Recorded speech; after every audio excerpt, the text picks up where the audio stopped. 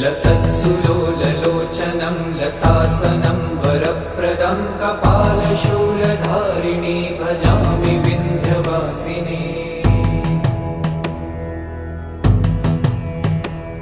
कराब्जदानदाधरां शिवां प्रदायिनी वरावराननां शुभां भजामि विन्ध्यवासिनी।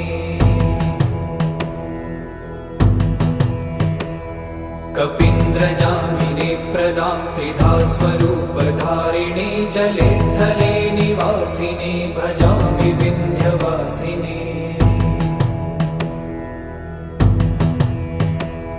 विशिष्टशिष्टकारिणी विशालरूपधारिणी महोदरे